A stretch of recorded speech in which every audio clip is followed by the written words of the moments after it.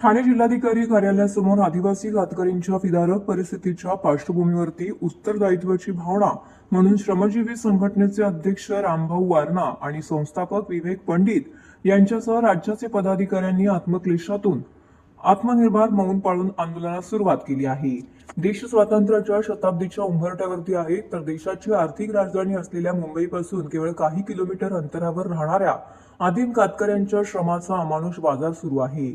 लहान मुलांचं बालपण खोडून नेलं जाते, त्यांचं माणूस म्हणून जगणंच नाकारलं जाते। दारिद्र्य, अन्याय आणि प्रशासनाच्या दीर्घकालीन अंमलबजावणीतील दिरंगाईमुळे हा आदिम समाज खुलेआम उद्ध्वस्तेच्या मार्गावरती उभा आहे। श्रमजीवी संघटनेने आता या आदिवासी जमातीसाठी आत्मक्लेशातून आत्मनिर्धाराचे निर्णायक पाऊल उचललेले आहे।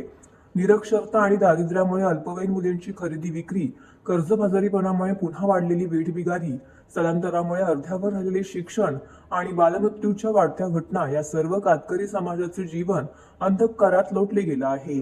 वनहक्क, गावठाण हक्क आणि मुक्त वेठबिगारांचे पुनर्वसन आजही प्रलंबित आहे। यासाठी श्रमजीवी संघटनेचे राज्याचे पदाधिकारी, श्रमजीवी संघटनेचे अध्यक्ष रामभाऊ वारणा, जनरल सेक्रेटरी बाळाराम भोईर, विजय जाधव, ठाणे जिल्हा अध्यक्ष अशोक सपाटे, पालघर जिल्हाध्यक्ष सुरेश रेंजड, संघटक सचिव सीता घाटल, पूजा सुरुमाळी, रुपेश डोले, ठाणे जिल्हा प्रमुख जया पारधी, पालघर जिल्हा महिला प्रमुख रेखा पाराड इतर कार्यकर्ते पूर्ण दिवस उपवास करून आत्मश्लेष करणार आहेत।